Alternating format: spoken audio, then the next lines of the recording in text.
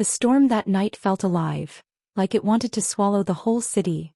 Rain crashed against the hospital windows in wild sheets, and thunder rolled over Naples like distant gunfire. The power had flickered twice already, and the generator hummed in the basement, casting a dull orange glow across the empty corridor that I remember that night because it was quiet, too quiet for a trauma unit. Most patients were asleep, nurses huddled near the station, and I was left to finish my rounds.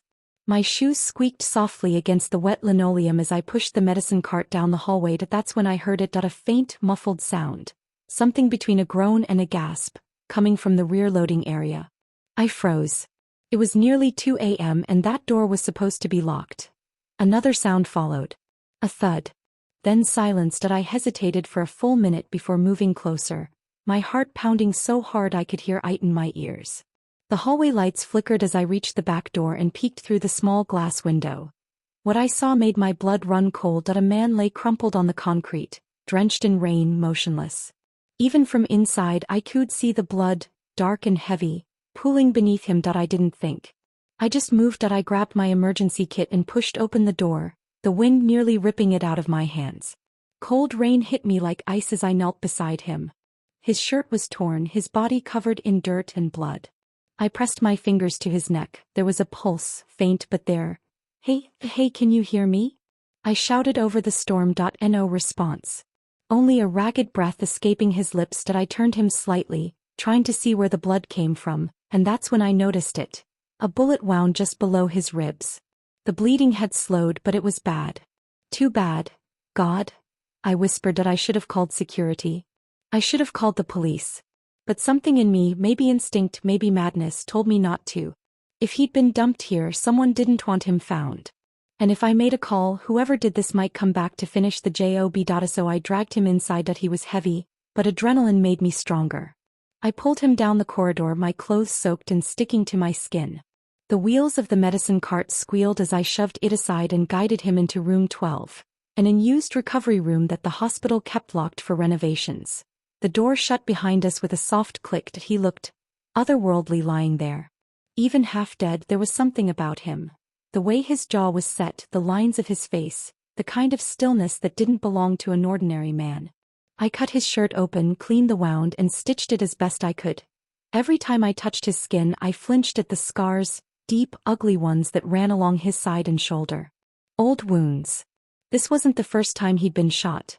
When I finally bandaged him, I slumped into the chair beside the bed, shaking. Who was he? His clothes were expensive. A black shirt tailored perfectly, ruined now by blood and mud. His hands were rough but clean. His watch, cracked from the fall, still ticked faintly under the light. That's when I saw it. The tattoo on the side of his neck. A serpent wrapped around a crown. I'd seen that symbol before. Months ago, a news report had shown that same image, burned into the gates of a mansion outside Palermo after a bombing. The story said it belonged to one of the most dangerous families in Italy's underworld. The Valentino family. My throat went dry. I looked back at him. The stranger. The blood. The symbol. I should have walked away. I should have pretended I never saw him. But I couldn't. Something in me, maybe pity, maybe something darker, made me stay. I changed his bandages twice through the night, checking his breathing, wiping sweat from his forehead. Every now and then his face would twitch like he was trapped in a nightmare. By dawn the storm had faded. The city was quiet again. I sat near the window, exhausted, listening to the sound of rain dripping from the roof. When I turned back to him, his eyes were open. I froze. They were dark, not brown, not black, just an endless shade of something that felt dangerous. His gaze locked on me like he was trying to remember who I was. He didn't speak at first. He just stared. Then slowly his lips parted. Where am I? His voice was low and rough, like gravel. You're in a hospital, I whispered. Naples General. You were shot. You're lucky to be alive. He tried to sit up, but pain shot through his face and I placed a hand on his chest. Don't move. You'll reopen the wound. He looked down at the bandage, then back at me. You did this. Yes. Why? The question hit harder than I expected. Because you were dying. For a long moment he said nothing. The air between us grew heavy. He glanced toward the door, his eyes sharp, assessing, calculating. You called the police? I hesitated. No. Good. His tone was too calm. Too sure. Sent a shiver through me. He turned his head slightly, and that's when I noticed the small earpiece tucked behind his hair, broken, covered in blood. He reached for it weakly and I saw the tremor in his hand. You shouldn't have helped me, he said. Excuse me? He looked at me then, really looked, and for a second something flickered in his eyes. Not gratitude. Warning. You don't know who I am. I swallowed hard. No. And I don't care right now. You're my patient. He stared at me like he wanted to argue, but exhaustion dragged him under. His eyes fluttered closed again, his breathing shallow but steady. I sat there for a long time, trying to convince myself I'd done the right thing. The sun started to rise, casting gold over the wet streets outside. The world was waking up. But inside room 12 time felt frozen. I didn't even know his name. I wrote unknown male, gunshot wound on the chart and hid it in a drawer. I cleaned up the blood, burned the ruined shirt in the incinerator, and told the morning staff I was covering an overnight patient for a transfer. Every second I stayed I was breaking a rule. Every lie I told was another thread in a web I didn't understand. But when I looked at him, unconscious and alone, something inside me whispered that walking away would be the bigger mistake. Hours later, while checking his pulse, I felt his fingers twitch. Then they wrapped around my wrist, strong, sudden, unyielding. I gasped and tried to pull away, but his grip tightened. His eyes opened again, sharper this time, alive with something that made my stomach twist. He looked straight into me and for a heartbeat I forgot to breathe. Then he whispered, my name. Elena. My blood turned to ice. He shouldn't know that. I hadn't told him. My name tag was gone, ripped from my scrubs hours ago during the chaos outside. How do you know my name? I asked, my voice trembling. But he didn't answer. His eyes closed again, his grip loosening. The heart monitor beeped softly beside him. I sat there, frozen, watching him breathe. Outside, the morning light spilled into the room, but it didn't feel like a new day.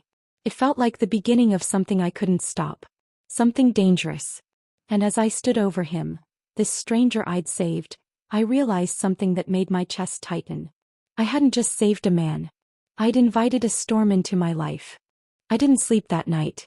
Every time I closed my eyes, I saw his face. Pale, unreadable, and too still to belong to someone ordinary. The sound of his voice saying my name replayed over and over in my mind, like a whisper I couldn't escape. By morning I'd convinced myself I imagined it. Maybe I said my name aloud without realizing. Maybe it was just exhaustion. But when I walked into room 12 again, the air felt different. He was awake. He sat propped against the pillow, the blanket pushed down to his waist, revealing a body wrapped in bandages and old scars.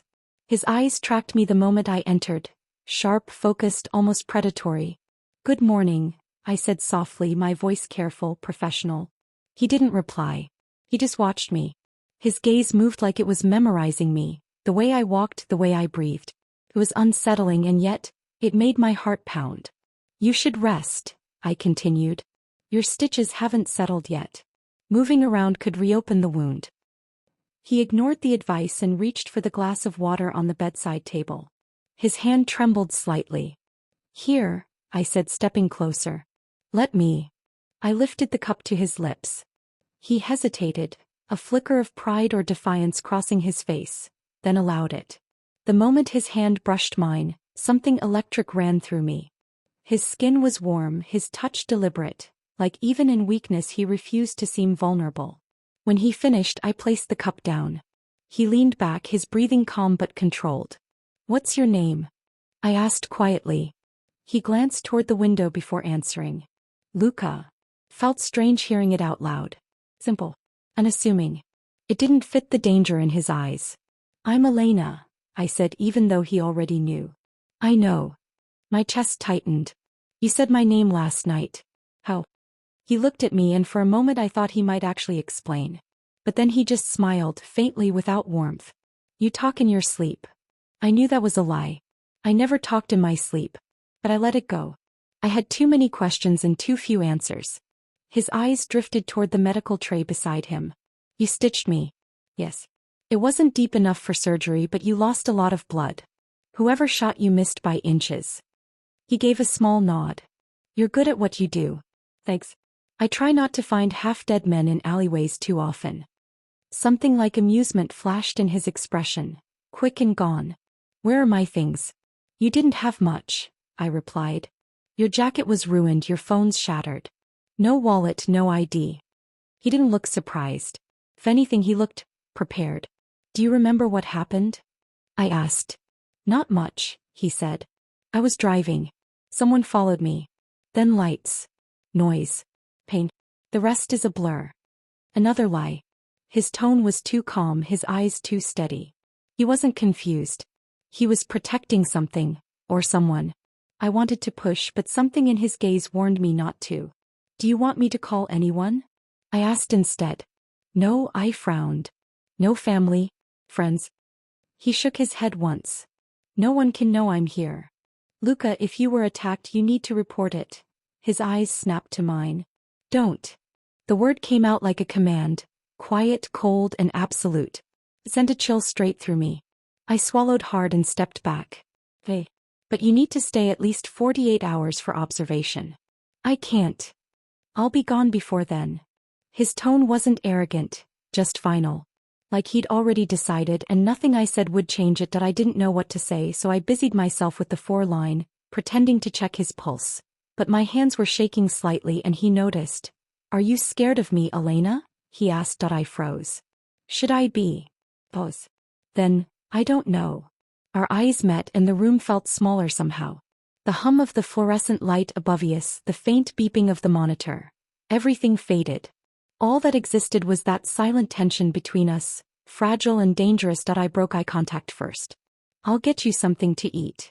When I returned later with soup and medication, he was gone from the bed. The panic that hit me was instant. I dropped the tray and ran toward the door, scanning the hallway, empty. My mind raced. If someone had come for him, looking for me? His voice came from behind me. I spun around. He stood by the window, shirtless, leaning against the wall. Rain light spilled over his bare skin, the muscles beneath marked by fading bruises and scars. You shouldn't be standing, I said, trying to sound stern but failing. He tilted his head slightly. You locked the door. Hospital rule, I replied quickly. Or are you keeping me prisoner? The way he said it, soft, teasing but edged with truth, made me falter. You're my patient, not my prisoner. Then why does it feel the same? I didn't answer. My heart was pounding too fast. He moved closer, slowly, every step deliberate, until he stood just inches away. The faint scent of rain and antiseptic clung to him. You shouldn't help people like me, he murmured. And what kind of person are you? He smiled, but it didn't reach his eyes. The kind that gets other people killed. For a moment neither of us spoke. The only sound was the rain tapping against the glass. His eyes lingered on me longer than they should have, tracing my face like he was trying to figure out why I hadn't run yet. I don't believe that, I said softly. Then you don't know me. Maybe not. But I know what I see. And what do you see, Elena? I hesitated. Someone who doesn't want to die. He looked at me for a long time, so long I thought he might actually tell me the truth. But then he turned away, walking back to the bed. Eat something, I said quietly. He picked up the spoon, glanced at the soup and sighed. You really think I'll survive this by eating chicken broth? It's a start. That earned a small reluctant smirk. It softened his face for the first time, and for a heartbeat, I saw something human beneath the hard exterior. The day passed in uneasy silence. Every time I entered the room I caught him studying me, not in a way that felt threatening but curious. Watching. Measuring. Once while changing his bandages his fingers brushed mine again and my pulse betrayed me. He noticed. Of course he did. By nightfall he was stronger. Too strong. When I came back to check on him he was standing by the door testing his balance. You're not leaving, I said. He didn't turn around. You think you can stop me? I can try. He looked back at me and for the first time his expression shifted, not cold, not guarded, but something else. I was surprised. You'd risk your job for me? I exhaled. I already have. Something in him softened then, though he tried to hide it. He stepped closer again, his voice lower. You shouldn't have. Too late, I said quietly. The silence between us stretched, thick and magnetic. Every time our eyes met, the air seemed to tighten. I wanted to ask more questions. Who shot him, why he was running, what he was hiding, but I knew I wouldn't get the truth.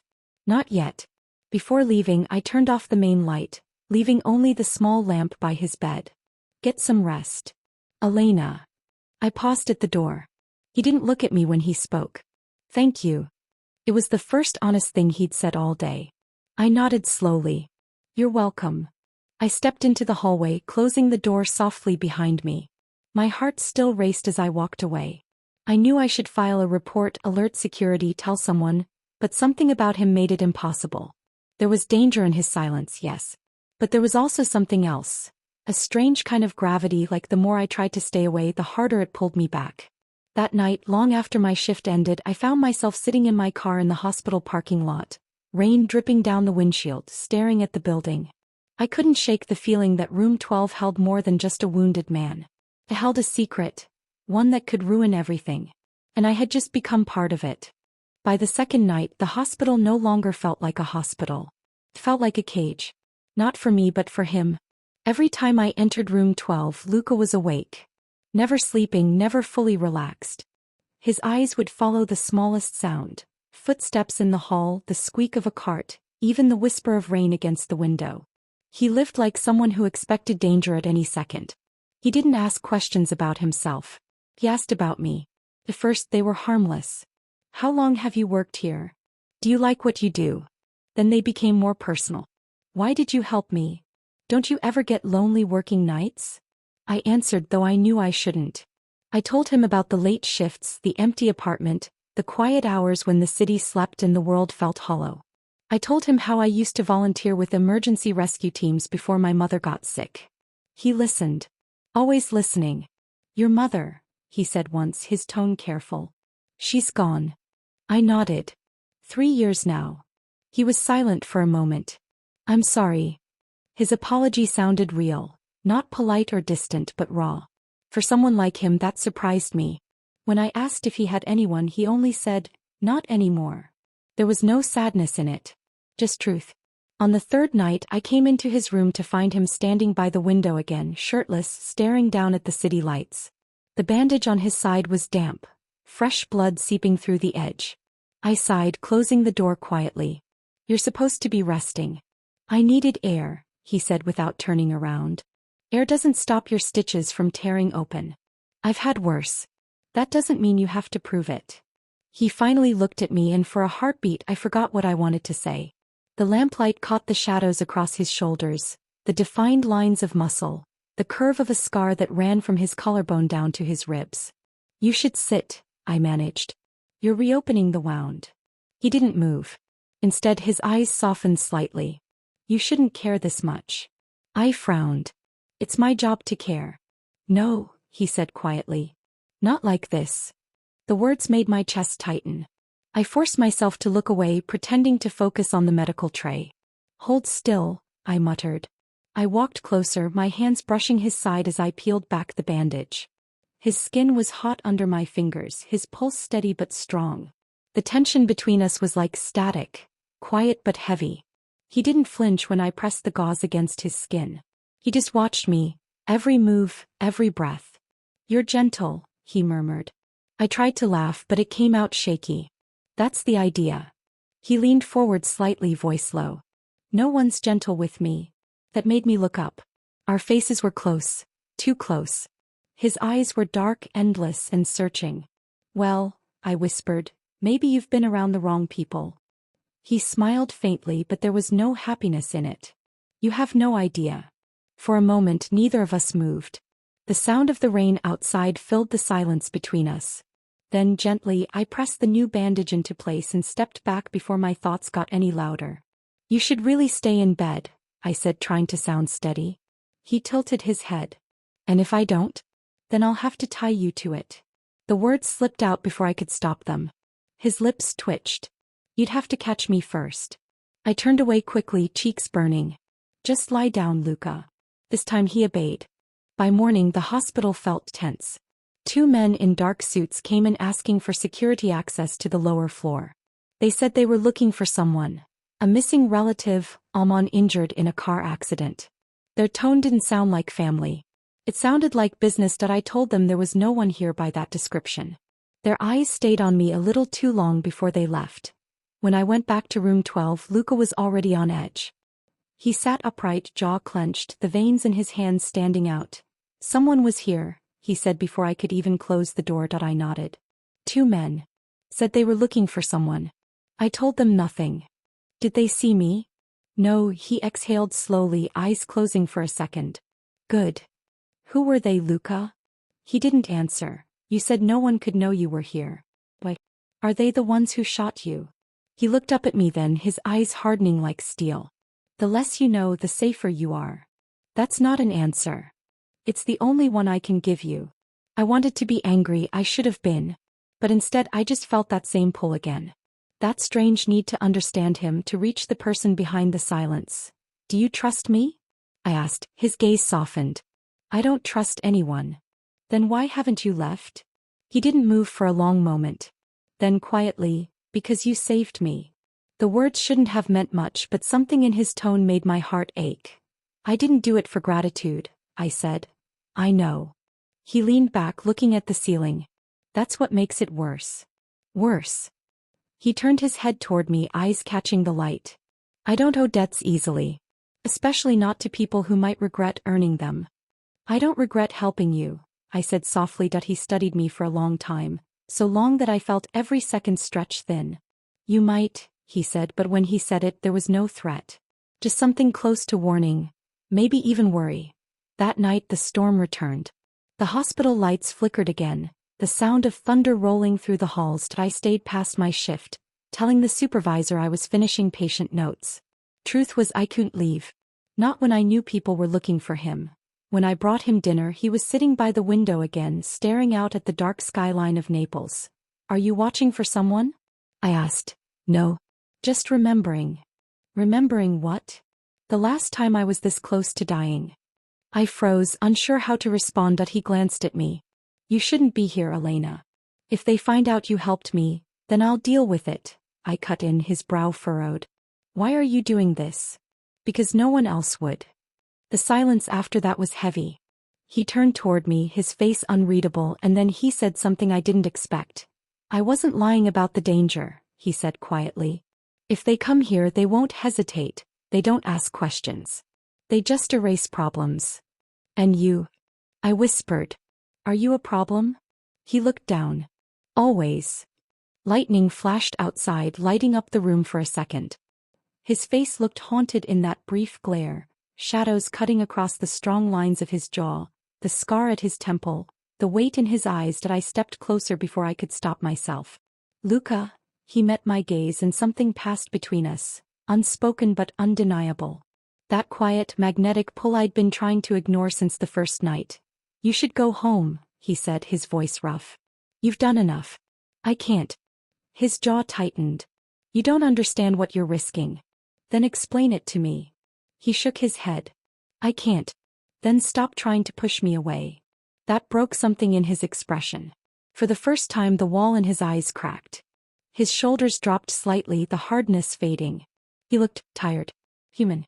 "Elena," he said quietly, almost pleading. "If you stay close to me you'll get hurt." "Then don't let me get hurt." It was a foolish thing to say, but it came out before I could think.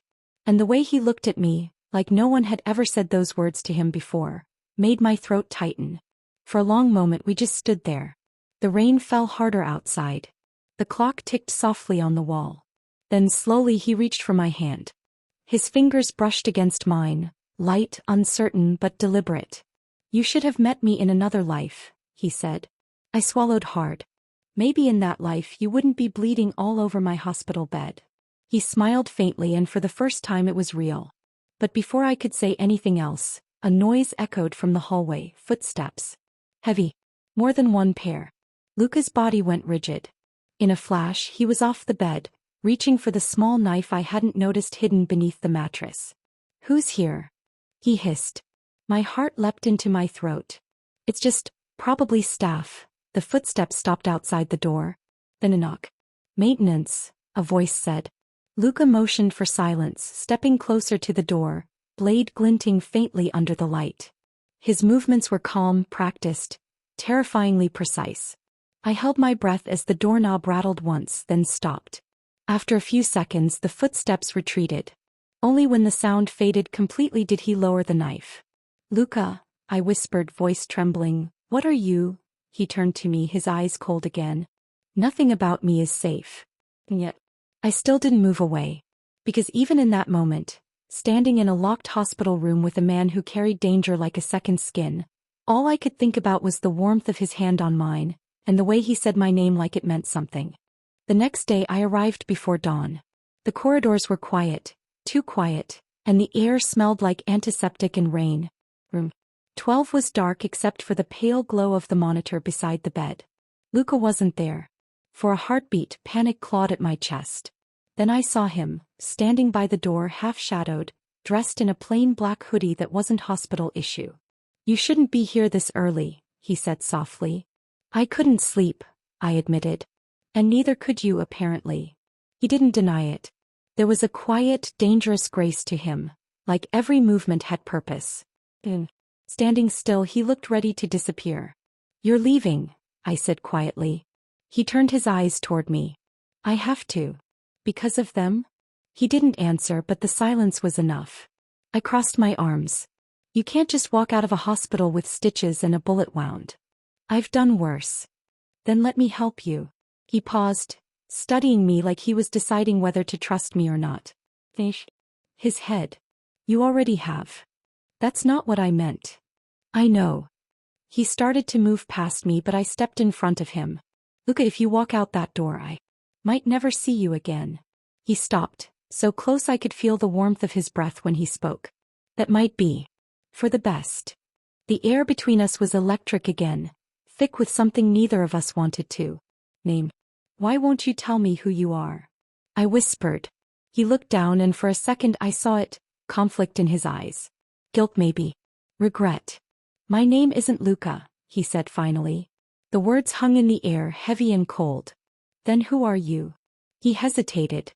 "Someone who shouldn't exist." I swallowed hard. "That's not an answer." He exhaled slowly, rubbing a hand over his face. "You want the truth? Fine. But once you know it, you can't unhear it." "I don't care." He studied me for a long moment, eyes dark, expression unreadable. Then he walked back to the bed and sat down, his movements slow and deliberate. "I was born in Palermo," he said quietly. "My real name is Matteo Ricci." The name hit me like a whisper from somewhere far away. Sounded familiar. Something I'd read once, maybe in a news headline.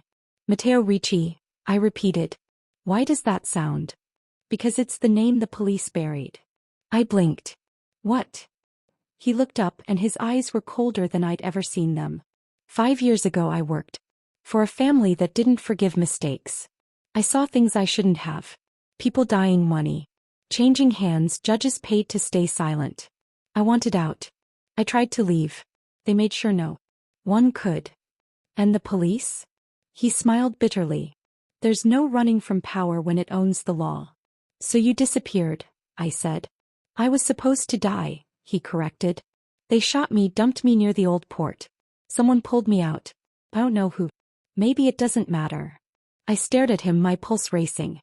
"You've been living under a new name." He nodded. "Luca Moretti. It was supposed to be temporary. Then I ended up here. And those men who came looking.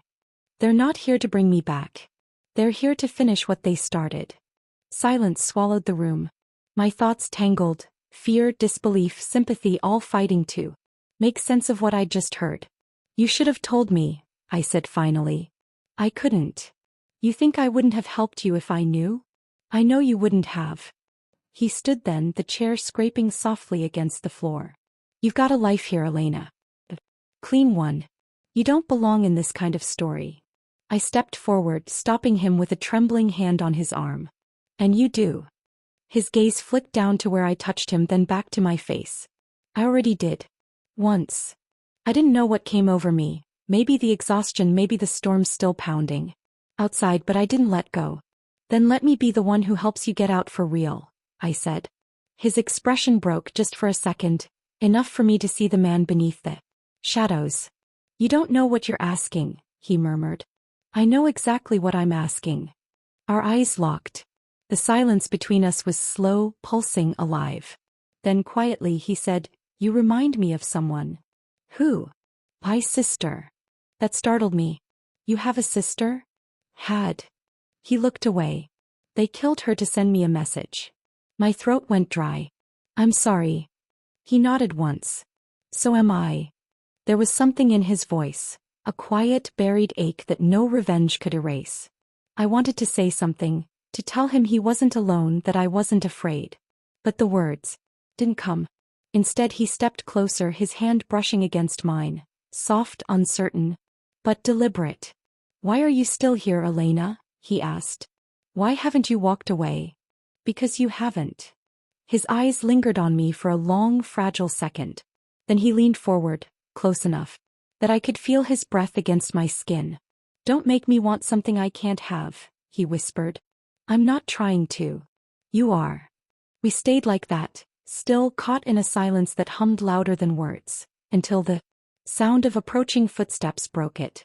He pulled back instantly, mask sliding back into place. 2 uniformed guards appeared at the door. "Dr. Vance," one of them asked. "We were told to escort this patient for transfer to the East Wing." I froze. "Transfer? Who authorized that?" They exchanged a glance. "Admin orders. Paperwork signed an hour ago." My stomach sank.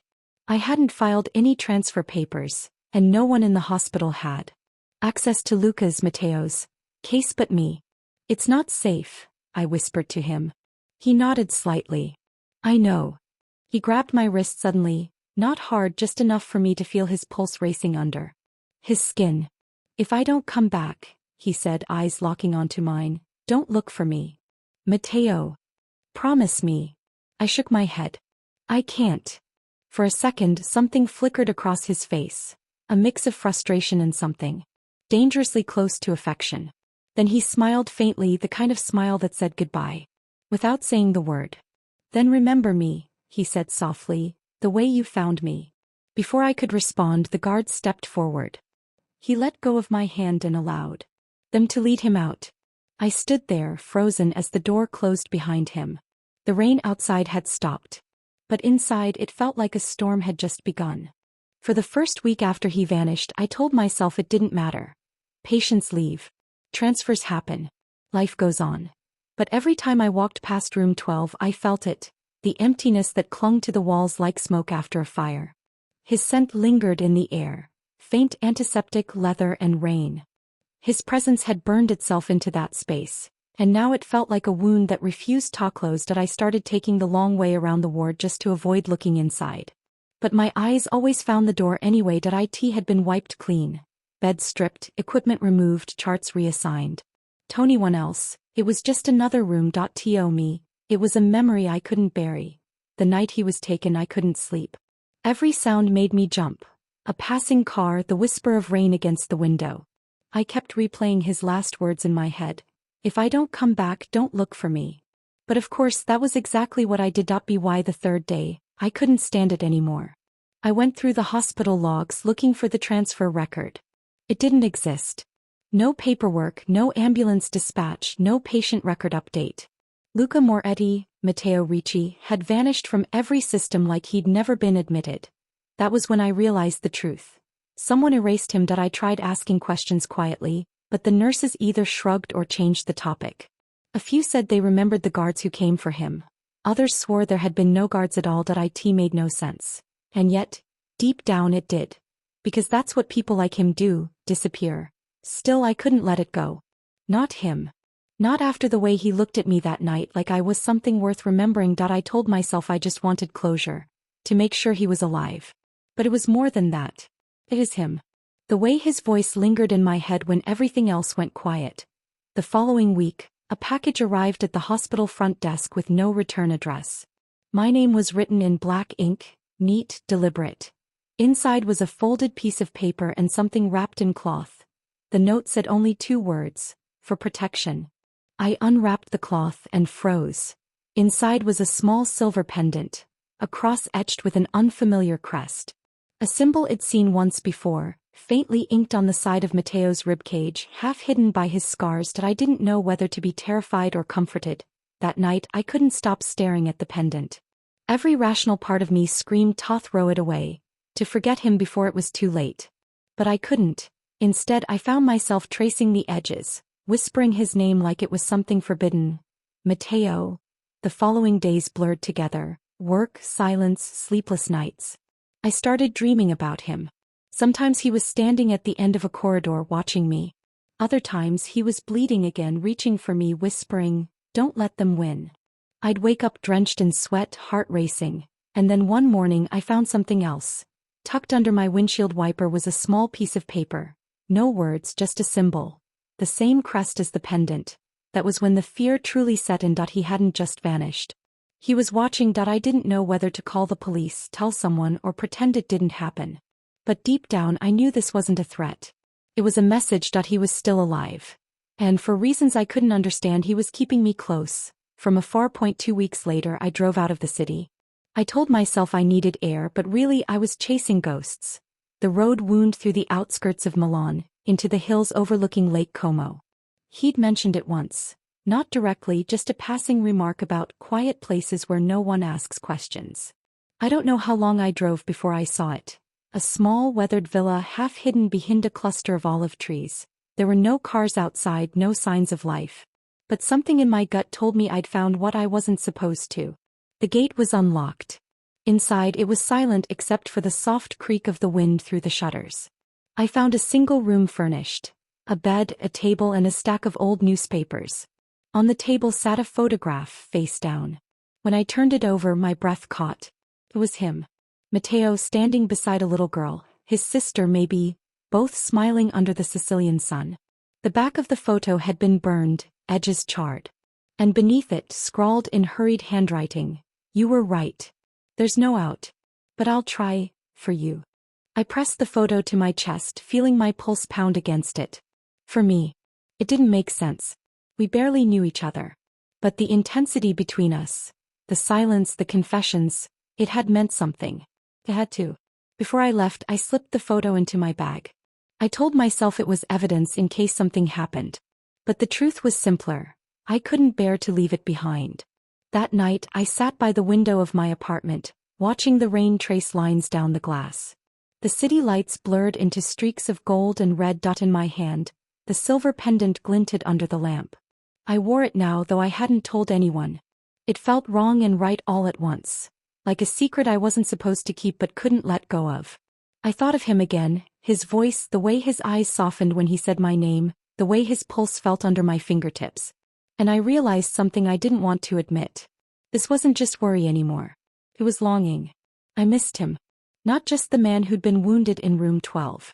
I missed the version of myself I became when I was with him. Fearless, alive, and reckless enough to believe that saving one man could change something. But I also knew that love like this didn't end with peace. It ended in blood. As I traced the pendant, a single drop of rain slid down the window pane, straight, unbroken, until it vanished. Somewhere out there, Matteo Ricci was still breathing. And I could feel it, the thread between us pulling tighter, invisible but real. I didn't know what it meant. Only that it wasn't over. Not yet. I didn't hear him at first. The storm outside had swallowed the city again.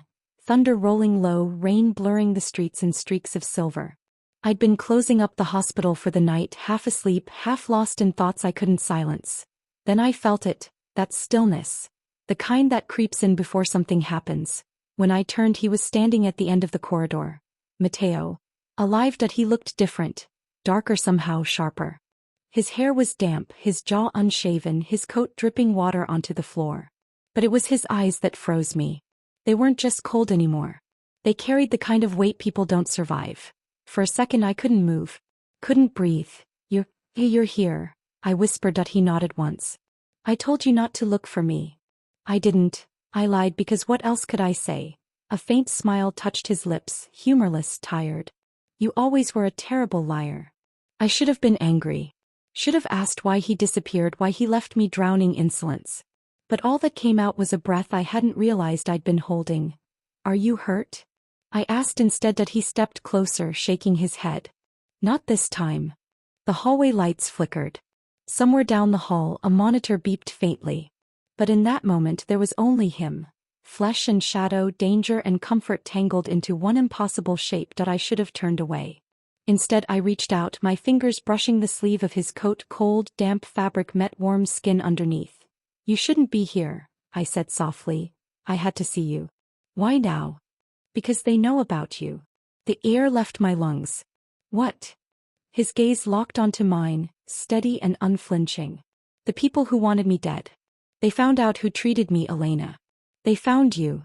My pulse spiked. "How?" "Someone talked." I stepped back. "Who?" "That's what I'm trying to find out." He ran a hand through his hair, eyes darting toward the window. "You need to pack a bag. Tonight. You can't stay here." "You think I'm just going to disappear because you say so?" "Yes," he said flatly. "Because I won't let them touch you." The room tilted. This was insane. I was a nurse, not a fugitive. Yet his words carried the kind-of certainty that left no room for doubt. "Matteo, you can't protect me from this," I whispered. That he looked at me then, really looked, and something in his face broke. "I can't lose you, not after everything I've already lost." Before I could speak, he stepped closer and pulled me into his arms. It wasn't gentle. It was desperate, like he'd been holding his breath for weeks and finally let go. I felt the tension in him, the storm that never stopped raging. His heart beat against mine, fast and uneven. For a second I let myself forget the world. Then he let go. "We have to leave," he said again, voice hoarse. "Now." But before we could move, a sound shattered the quiet, the sharp crack of glass breaking. Matteo spun around, instinct fast as lightning. 3 men stepped out from the shadows near the entrance. Black coats, guns drawn, faces hard. He cursed under his breath. "They're here." "Who? Get down." He grabbed my arm and pulled me behind a cabinet as bullets tore through the corridor.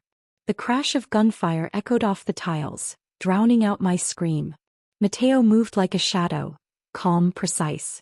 He fired twice and 2 men fell. The third ran. The silence that followed was deafening. I could taste metal in the air. My hands shook uncontrollably. Matteo turned toward me, his breathing rough. "You okay?" I nodded weakly, though my ears were ringing. He reached out, brushing a streak of dust from my face.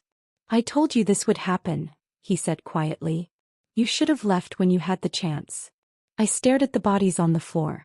"Who were they?" He hesitated. "My brother's men." The words cut through me like glass. "You said your brother was dead." "He's not," Matteo said bitterly. "And he's the one who wants me buried." I stepped back. "He tried to kill you?" "He succeeded. The first time." He looked down the hall, eyes narrowing. "He framed me, stole everything I built, and now he's cleaning up what's left. And me." He met my eyes. "You were leverage. He thought I'd come back for you. He was right."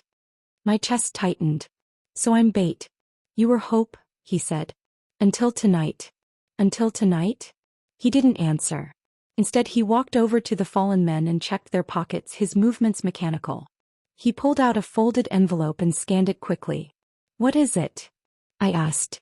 He didn't look up. "Proof." "Of what?" "That nothing in my world happens by accident." He handed me the paper. Inside was a photograph. It was me, leaving the hospital, standing by my car, grocery bags in hand. Someone had been watching for days. I felt sick.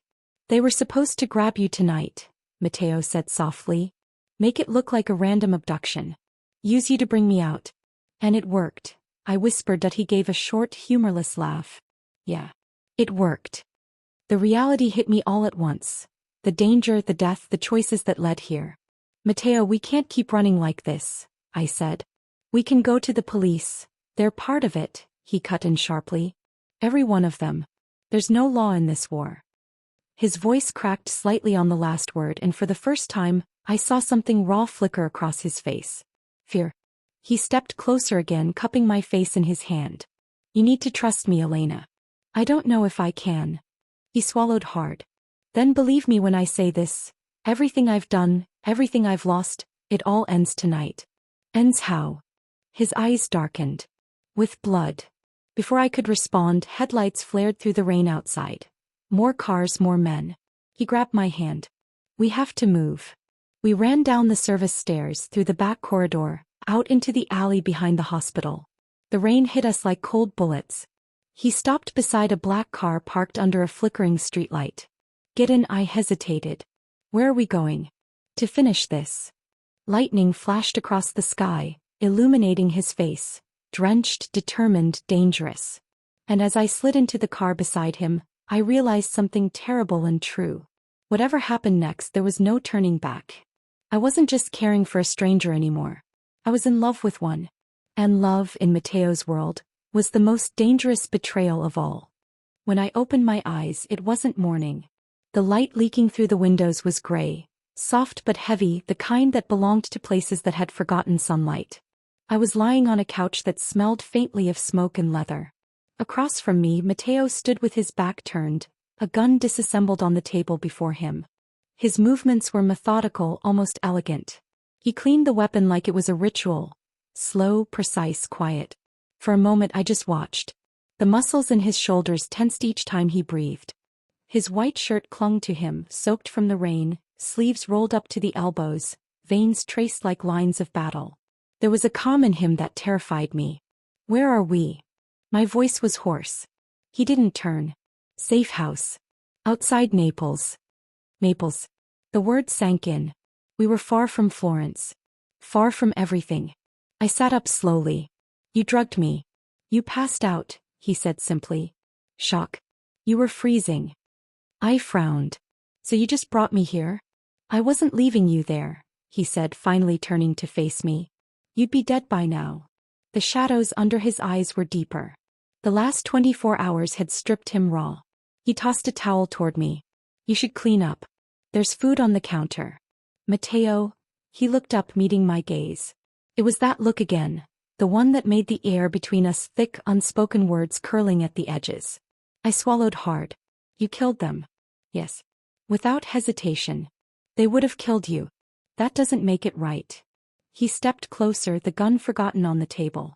In my world, it's not about right or wrong. It's about who gets to breathe when the smoke clears. I shook my head. That's not a world, Matteo. That's hell. He smiled faintly, tired, sad. Exactly. For a moment, neither of us spoke. Rain pattered softly against the glass. Finally, he said, my brother's name is Luca. The name hung between us like a ghost. He was the one my father trusted, Matteo continued. The heir. The golden son. I was just the soldier, good with my hands, better with my silence. But Luca wanted it all. The family, the money, the city. And he betrayed you. He nodded once. Set me up. Took everything. Then sent men to finish the job. Why didn't you go to the police? He gave a low laugh, bitter and humorless. The police work for my brother. So do half the judges. When you build your empire on blood, you make sure even the law drinks from your hand. I stared at him. So what now? He met my gaze. How I take it back. I stood up, anger rising despite the exhaustion. You can't just keep killing people. That's not taking it back. That's losing yourself. He stepped closer, eyes burning. And what if there's nothing left to lose? The silence that followed cracked something inside me.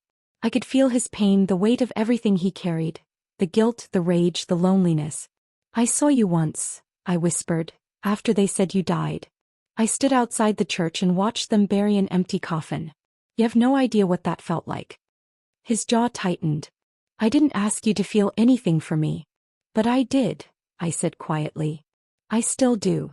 Something flickered across his face. Surprise maybe, or fear. He took a step back like the words burned. Don't, he said hoarsely. Don't love me, Elena. Not in this world. Then take me out of it. He froze. The words left my mouth before I could stop them. Take me out, I repeated. You want to fix this? Then walk away. Let Luca have his empire. Let him rot with it. Just live. He stared at me for a long time, eyes unreadable. Then he shook his head. It's too late for that. Why? Because he took something from me I can't forgive. What did he take? He looked down. My wife. The words hit like a bullet. I felt the ground slip. You were married? He nodded once. Her name was Sophia. She was my heart. And he stopped, voice breaking for the first time. He made sure she died screaming. I covered my mouth, my breath trembling. He said it was justice, Matteo continued quietly. For loving someone who was never meant to be his. Tears burned behind my eyes. I wanted to reach out to touch him, to say something, anything, but he turned away, fists clenched. That's why I can't stop, he said. Until he's gone. Until it's done. The silence that followed was suffocating. Then he looked at me again, eyes softer now. You shouldn't be here, Elena. You don't belong in this darkness. I took a step forward anyway. Maybe not. But I'm already in it. He exhaled slowly, a bitter smile ghosting his lips. You're going to get yourself killed. Then at least I'll die knowing I didn't run. For a long moment neither of us moved. Then slowly he reached out, his fingers brushing mine. The touch was gentle, hesitant. His eyes met mine, and for the first time the storm inside him quieted. He leaned in slightly, close enough that I could feel his breath, taste the ghost of whiskey and rain on his skin. Don't look at me like that, he whispered. Like what? Like I can still be saved. And before I could answer he turned and walked out, disappearing into the rain. The road to Naples looked like it hadn't seen peace in years. Pale mist hung over the cobblestones, swallowing the city's edges until even the sea looked like smoke. I sat in the passenger seat, the rain hammering against the windshield, my heart thudding louder than the wipers. Matteo drove in silence. Every mile felt heavier. You don't have to come, he said finally, eyes still fixed on the road. I know. Then why are you here? Because if you die, I said softly, I don't want to find out from a stranger. He didn't answer. But his hands tightened on the wheel that we drove into the heart of the city. Past old churches, shuttered windows, the echo of sirens far away. Naples was alive in the way only broken places were, pulsing, hungry, dangerous. When we reached the villa, the one that had once belonged to Matteo's family, the gates were already open. The lights were on. They were waiting for him. He stopped the car. For a moment he just stared through the windshield, breathing slowly. You stay here, he said. No, Elena. I'm not leaving you again. He looked at me, then really looked. His face was calm, but his eyes were a storm. You'll see things tonight you can't unsee. Then let me be the one who remembers. Something shifted in him, and for the first time he didn't argue. We stepped out of the car. The night air was cold, sharp with the scent of the sea and gunpowder. Inside the villa, everything looked exactly as he'd described it. Marble floors, portraits of dead men staring down from the walls, the faint hum of music somewhere deep within. Two guards approached. Matteo's movements were smooth. 2 gunshots, 2 bodies down. He barely blinked. When the silence settled he turned to me. Stay close. We moved through the corridors, each step echoing louder than the last. Then at the end of the grand hall, we saw him. Luca. He stood by the fireplace, a glass of red wine in hand, as if the room wasn't soaked in hosts. His resemblance to Matteo was uncanny, same dark hair, same sharp jawline, but his eyes were colder, like glass that had forgotten warmth. Well, Luca said with a faint smile, the dead returns. Matteo raised his gun. You should have buried me deeper. Luca chuckled. And missed the chance to see how far my little brother would crawl to get here? No. I wanted this reunion. His gaze flicked to me. And you brought company. How touching. Does she know what you really are? Matteo didn't move. She knows enough. Does she? Luca tilted his head. Did he tell you how he begged me once? How he offered his loyalty, even his life, if I'd spare Sofia? Matteo's jaw tensed. Don't, I whispered, placing a hand on his arm. Luca laughed, a low sound that made my skin crawl. So she doesn't know. He didn't tell you he failed her. That he was too late. Stop, Matteo growled. She screamed his name until the end. That was the moment the gun fired. The shot echoed through the villa like thunder. Luca's glass shattered, crimson spilling over the marble. He stumbled, clutching his arm, laughing through the pain. You always were predictable, he sneered. And then chaos erupted. Gunfire tore through the air. I ducked behind a pillar as bullets cracked into the walls, shards of marble raining down. Matteo moved like a shadow. Fast, precise, deadly. Each shot was an answer, each step a promise. But Luca's men were everywhere. Matteo. I screamed as one of them flanked from the side. Before I could think, I grabbed the fallen guard's gun. My hands trembled, but I aimed anyway, pulled the trigger. The man dropped. My ears rang. My body shook, but Matteo's voice cut through the haze. Stay with me. We fought our way deeper into the hall, the air thick with smoke and blood. Then Matteo caught Luca by the collar, slamming him against the wall. This ends now. Luca spat blood, smiling through it. Then pull the trigger. Matteo's hand trembled. His eyes were wild, rage, grief, love, all crashing together. Do it, Luca hissed. Be the monster she already sees. Matteo hesitated. For the first time I saw something break inside him. Matteo, I said softly, stepping closer. You're not him. You don't have to be. His eyes flicked to me. In that split second, Luca lunged, grabbing a hidden knife. Matteo. The blade slashed, catching Matteo's side. He grunted, twisting, and in one swift motion he fired at Luca's body, hit the floor. The sound that followed was silence. Matteo stood over him, chest heaving, blood staining his shirt. The gun fell from his hand and he turned to me, eyes glassy, pain carved deep into his features. It's done, he whispered. I ran to him, catching him before he could fall. His body was warm, trembling. My hands pressed against the wound, but there was too much blood. Stay with me, I begged. Please. He smiled faintly. You shouldn't have come. Don't you dare say that. He reached up, his fingers brushing my cheek.